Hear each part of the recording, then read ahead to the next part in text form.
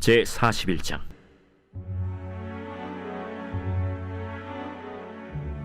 만 2년 후에 바로가 꿈을 꾼즉 자기가 나일 강가에 서 있는데 보니 아름답고 살진 7 암소가 강가에서 올라와 갈밭에서 뜯어먹고 그 뒤에 또 흉하고 파리한 다른 7 암소가 나일 강가에서 올라와 그 소와 함께 나일 강가에 서 있더니 그 흉하고 파리한 소가 그 아름답고 살진 7 소를 먹은지라.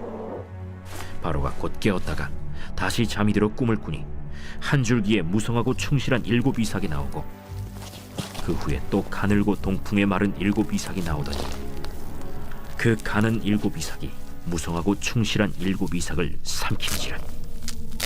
바로가 깬즉 꿈이라. 아침에 그의 마음이 번민하여 사람을 보내어 애굽의 점술가와 현인들을 모두 불러 그들에게 그의 꿈을 말하였으나 그것을 바로에게 해석하는 자가 없었더라. 술 맡은 관원장이 바로에게 말하여 이르되, 내가 오늘 내 죄를 기억하나이다. 바로께서 종들에게 놓아사 나와 떡 굽는 관원장을 친위대장의 집에 가두셨을 때 나와 그가 하룻밤에 꿈을 꾼즉 각기 뜻이 있는 꿈이라. 그곳에 친위대장의 종된 히브리 청년이 우리와 함께 있기로 우리가 그에게 말하매 그가 우리의 꿈을 풀되 그 꿈대로 각 사람에게 해석하다니 그 해석한 대로 되어 나는 복직되고 그는 매달렸나이다. 안녕하세요, 근숙가족 여러분. 오늘 매일 말씀을 전할 이무궁화 전도사입니다. 오늘 저희가 함께 볼 본문 말씀은 창세기 41장 1절에서 13절까지 말씀입니다. 오늘 본문은 어제와 계속 이어지고 있는데요. 어제 본문 마지막 절이었던 40장 23절을 읽으면서 오늘 본문을 시작할까 합니다. 제가 한번 읽어보겠습니다. 술 맡은 관원장이 요셉을 기억하지 못하고 그를 잊었더라. 아멘. 어제 어떤 일이 있었죠? 요셉이 술 맡은 관원장의 꿈을 해석해 줌으로 인해서 술 맡은 관원장이 복직을 하게 됩니다. 그런데 오늘 이 23절을 읽어보았지만 요셉을 까마득히 잊어버립니다. 그리고 오늘 1절로 넘어오는데요. 1절을 한번 보겠습니다. 제가 읽겠습니다. 만 2년 후에 바로가 꿈을 꾼즉 이라고 하면서 말씀이 시작됩니다. 한 페이지가 넘어왔는데 2년의 시간이 흘렀음을 볼 수 있습니다. 요셉은 하나님과 동행해 왔습니다. 그런 요셉임에도 불구하고 이 2년의 시간은 아마 쉽지 않았을 것 같습니다. 차라리 제가 요셉이었다면, 술 맡은 관원장에게 건 기대가 없었더라면 오히려 마음이 나았을 텐데 신랄 같은 희망을 붙들고 있다가 그것이 무너져 버리자 마음이 더 괴로웠을 것 같습니다. 물론 요셉이 하나님과 동행했기 때문에 저처럼 괴로움이 많았을지는 모르겠으나 인간이기 때문에, 요셉도 연약한 인간이기 때문에 내 인생이 여기서 끝나면 어떡하지? 이 감옥에서 내 생이가 마감되면 어떡하지? 내 아버지를 한 번도 보지 못하고 내 인생이 끝나면 어떡하지? 두려움이 때때로 몰려오지 않았을까라고 생각해 봅니다. 그리고 그렇게 변화되지 않는 정말 지겨운 일상을 2년간 살게 되죠. 마지막 기대마저 꺾인 것 같은 요셉의 인생 가운데 오늘 본문은 드라마틱한 반전이 있음을 나타내주고 있습니다. 그 내용이 바로의 꿈으로부터 시작되는데요. 이 내용이 2절부터 7절까지 이어집니다. 그런데 이 꿈 내용을 너무 다 잘 아실 거기 때문에 제가 간단히 요약만 하고 넘어가겠습니다. 간단히 요약하면 이렇죠. 나일강 앞에 서 있는데 보니 살찐 7소가 흉하고 파리한, 쉽게 말해 말라 비틀어진 7소한테 잡아먹히는 꿈을 꾸게 됩니다. 근데 거기다가 그 꿈으로 끝나지 않고 또 한 번의 꿈을 꾸는데 무성한 7 이삭이 자라났는데 바짝 말라버린 7 이삭이 그 무성한 7 이삭을 삼키는 꿈을 꾸게 됩니다. 이 꿈이 심상치 않음을 바로가 느꼈습니다. 그랬기 때문에 이 바로의 마음이 매우 번민하였다라고 말씀에 나와 있죠. 그래서 어떻게 합니까? 애굽의 모든 점술가들, 현인들을 다 불러 모아서 해석을 시킵니다. 그런데 아무도 해석하지 못하죠. 왜일까요? 우리는 고린도전서 2장 14절에서 해답을 찾을 수가 있습니다. 고린도전서 2장 14절을 제가 한번 읽어보겠습니다. 육에 속한 사람은 하나님의 성령의 일들을 받지 아니하나니 이는 그것들이 그에게는 어리석게 보임이요 또 그는 그것들을 알 수도 없나니 그러한 일은 영적으로 분별되기 때문이라. 아멘. 그렇다면 제가 이렇게 질문해 보고 싶습니다. 이 꿈이 어디로부터 왔습니까? 이 말씀에 근거해 본다면 이 꿈이 분명히 하나님으로부터 왔음을 알 수 있습니다. 점술가들, 현인들 그 어떤 누구도 이 꿈을 해석하지 못했습니다. 왜죠? 말씀이 증명하고 있습니다. 육에 속한 사람들은 하나님의 성령이 하시는 일을 분별할 수 없다라고 오늘 말씀이 말해주고 있습니다. 이 꿈이 단순히 무슨 허황된 공포심에 의한 무서운 거 봐서 꾸는 그런 차원의 꿈이 아니라 하나님이 하시는 하나님의 계시였기 때문에 하나님의 사람이 아닌 그 어떤 점술가도 어떠한 주술로도 해석하지 못했던 것입니다. 다시 한번 이 말씀을 정리하면 하나님의 일은, 하나님의 뜻은, 하나님의 계시는 하나님의 사람만 분별할 수 있다라고 이 말씀이 설명해 주고 있습니다. 오늘 말씀은 우리에게 이러한 교훈을 주는 것 같습니다. 그 어느 때보다도 우리는 영적 분별력이 필요한 때를 살고 있습니다. 그런데 그것은 하나님의 사람들, 하나님을 따르는 성령의 사람들에게 주어지는 특권입니다. 그렇기 때문에 우리는 영적인 분별력을 사용해야 합니다. 하나님이 우리에게 이 영적인 분별력을 주셨습니다. 이 영적인 분별력은 우리 안에 이미 내재되어져 있습니다. 그렇기 때문에 우리는 이것을 사용해야 합니다. 우리의 삶에 벌어지는 많은 일들이 있습니다. 그것들이 우리를 괴롭게 하고 낙심시키고 절망케 하는 순간들이 많이 있습니다.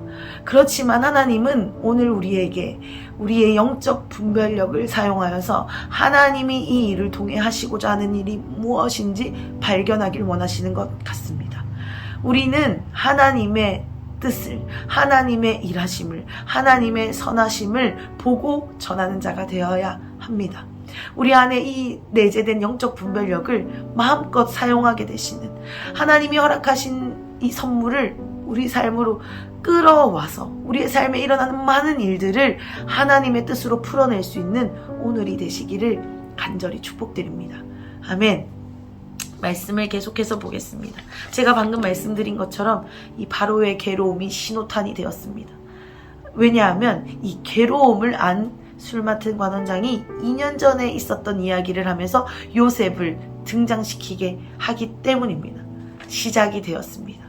오늘 본문 마지막인 9절에서 13절까지의 내용이 바로 그 요셉을 소개하는 내용인데요. 9절만 한번 읽어보도록 하겠습니다. 9절입니다. 술 맡은 관원장이 바로에게 말하여 이르되 내가 오늘 내 죄를 기억하나이다. 아멘. 이 술 맡은 관원장은 2년 전에 있었던 이야기를 용기를 내서 이야기합니다. 그리고 그 이야기를 전하면서 요셉이 어떻게 꿈을 해석했는지 상세하게 설명합니다. 그런데 우리가 이 이야기를 읽을 때 어떻게 이 2년 동안 까먹었다가 이제서야 말할 수 있어? 정말 서운하다라고 이해할 수 있습니다. 그런데 우리가 이 하나님의 계획과 뜻하심, 하나님의 선하심을 알고 이 말씀을 묵상하면 이 하나님이 이 가운데서도 일하고 계심을 발견할 수 있는데요. 우리가 2년 전으로 돌아가서 한번 생각해 봤으면 좋겠습니다. 만약에 술 맡은 관원장이 2년 전에 바로 그 일들을 소개했다면, 그리고 요셉이 이런 사람이다라고 나타냈으면 어땠을까요? 한번 생각해 보셨으면 좋겠습니다. 먼저는 제가 생각하기로 이 술 맡은 관원장의 이야기를 믿지 않아줬을 것 같습니다. 뭐 노예가 그런 일을 했다고? 말도 안 돼 라고 무시했을 것 같습니다. 그리고 또 그 요셉의 존재 자체를 부인했을 것입니다. 그리고 만약에 잘 해결이 돼서 요셉이 석방이 되었다라고 한다면 요셉은 자신의 고향으로 그리고 아버지의 품으로 돌아갔을 것입니다. 또 반대로 이 일이 심각하게 해결이 됐다면 요셉이 감옥에서는 나왔지만 그런 노예가 있어? 내가 데려갈래, 내가 더 비싼 값으로 데려갈래 라고 비싼 돈을 주고 또 다른 집의 노예로 팔려갔을지 모르겠습니다.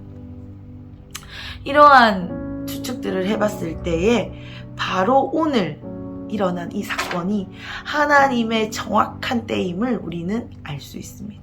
지금 바로는 번민함으로 가득 찼습니다. 괴로움으로 가득 찼습니다.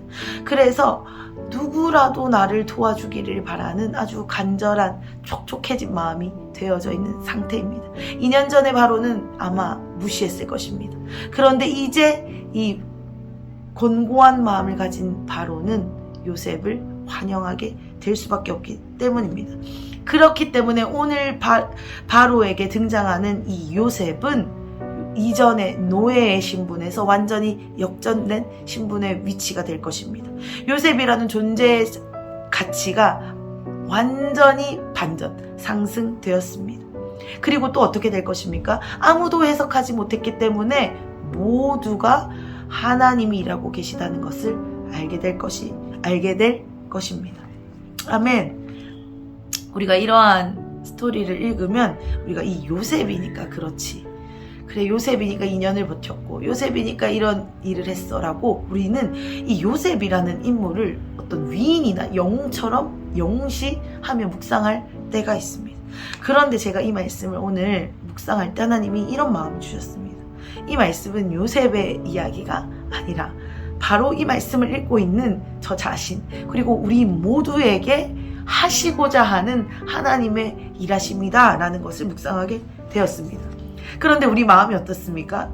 굳은 마음이 있습니다. 어떤 굳은 마음, 어떤 굳은 믿음이냐면 내 삶에는 이러한 변화 절대로 일어나지 않을 거야. 이러한 드라마틱한 변화는 성경에나 나오는 거지. 내 삶은 매일 반복되는 쳇바퀴 똑같아 라는 이러한 굳은 믿음이 있습니다. 그런데 이러한 생각이 있으니까 우리가 어떻게 살아가게 됩니까? 이러한 생각대로 나는 변화되지 않을 거라는 삶을 살고 있습니다.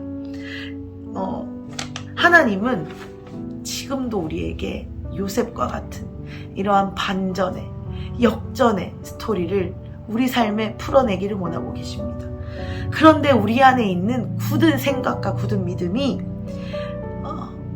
그대로 삶의 태도를 만듭니다. 나는 절대 변화하지 않을 거야. 내 삶에 절대 드라마틱한 반전은 없어. 나는 그냥 이렇게 살다가 이렇게 그냥 적당히 그렇게 생각하다 보니까 그렇게 말하고, 그렇게 생각하고 말하다 보니까 그렇게 행동하고, 그러니까 결국 이러한 삶의 태도의 열매를 맺어져 가고 있습니다. 그런데 오늘 하나님이 이 말씀을 통해 우리에게 주시고자 하는 것은 하나님은 오늘도 우리를 통해 일하고 싶어 하신다는 것입니다. 우리 안에 있는 하나님이 주신 본래의 원형대로 쓰임받기를 원하신다는 것입니다. 요셉의 지난 2년을 다시 한번 생각해 보셨으면 좋겠습니다. 요셉이 만약에 그 잊어버린 시간을 원망과 좌절, 그리고 나는 안 돼, 그래 내가 뭐 그렇지 뭐 여기서 노예로 그냥 평생 늙어 죽겠구나 라고 생각하면서 살았다면 그 삶의 열매를 그대로 맺었을 것입니다. 그런데 요셉은 물론 두렵고 어려운 순간들, 낙심되는 순간들이 있었겠지만 때마다 하나님을 붙들고 하나님이 나를 간섭하시도록 내어드리는 자리로 계속해서 갔기 때문에 하나님의 때에 하나님의 기회가 찾아오니까 요셉이 쓰임받을 수 있는 자리로 가게 된 것입니다. 아멘. 그리고 만약에 요셉이 불평하면서 막 불만하면서 나 삶은 변화가 되지 않을 거야 라는 그런 의심과 불안으로 살아갔었어도 하나님이 하나님의 때 일하셨겠지만, 그렇다면 요셉은 또 요셉의 어떤 그 쓴뿌리 그리고 교만함에 넘어지게 되었을 것입니다. 그런데 요셉은 이제 내일 본문이 그 바로의 꿈을 해석하는 순간에도 넘어지지 않고 교만하지 않고 또한 두려워하지 않고 하나님이 자신 안에서 일하고 계심을 믿고 당당하게 선포함을 볼 수 있습니다. 그것은 바로 요셉이 2년간 그리고 더 많은 시간 동안 하나님께 소망을 두고 하나님의 일하심을 기대하면서 하나님과 동행하는 여정을 살았다는 것을 우리는 내일 그 사건을 통해서 그 지난 세월을 돌아볼 수 있게 되는 것입니다. 사랑하는 큰숲 가족 여러분, 우리 삶에 이러한 변화되지 않는 것 같은 정말 지루한, 그리고 나는 절대 요셉과 같이 쓰임받을 수 없을 거야 라는 굳은 믿음이 있습니다. 그런데 이 말씀을 오늘 근거하여서 오늘 우리는 이렇게 이 말씀을 묵상했으면 좋겠습니다. 하나님은 하나님의 때에 하나님의 방법으로 일하십니다. 하나님의 변화는 말도 안 되게 순간적으로 찾아옵니다. 그런데 그 변화는 누가 맞아들일 수 있냐면 매일의 삶 속에 하나님과 동행한 사람에게, 우리가 임계질량이라는 단어를 여러 번 썼었는데요. 그 임계질량이 찼을 때에 하나님의 변화를 받아들일 수 있는 것입니다. 우리의 삶이 지루하게 느껴지십니까? 우리의 삶이 괴롭게 여겨지십니까? 우리의 삶이 변화되지 않을 것처럼 여겨지십니까? 이러한 우리의 삶 가운데 하나님과 동행하는 삶, 정말 두렵고 불안하지만 불평하지 않고 원망하지 않고 끝까지 하나님을 붙드는 이 삶의 연습들이 되어질 때에 우리는 하나님의 때에 하나님이 놀랍게 일하심을 경험하게 될 것입니다. 사랑하는 근수 가족 여러분, 우리가 기대하는 변화, 돌파, 그것은 주님의 때에 반드시 찾아올 것입니다. 우리의 삶, 연약한 필요한 아무것도 아닌 우리의 삶에도 하나님의 일하심이 반드시 찾아올 것입니다. 그러한 삶을, 그 때를 위해서 우리는 오늘을 살아내야 됩니다. 그것은 한순간에 찾아옵니다. 그 때를 누구도 알지 못합니다. 그렇기 때문에 우리는 오늘 하루를 주님과 동행해야 합니다. 이것이 없어지는 것이 아닙니다. 이 시간이 차곡차곡 쌓여서 주님의 때를 가져올 수 있습니다. 사랑하는 근수 가족 여러분, 우리의 영적인 분별력을 가지고 오늘 우리의 하루를, 또한 우리의 하루를, 나의 하루를 주님과 동행함으로 살아냅시다. 하나님의 뜻을 분별하면서 하나님이 하시고자 하는 일을 발견하면서 오늘 우리 낙심치 않고 실망치 않고 오늘 하루를 주님께 올려드리면 좋겠습니다. 죄송합니다. 제가 기도하고 마치겠습니다.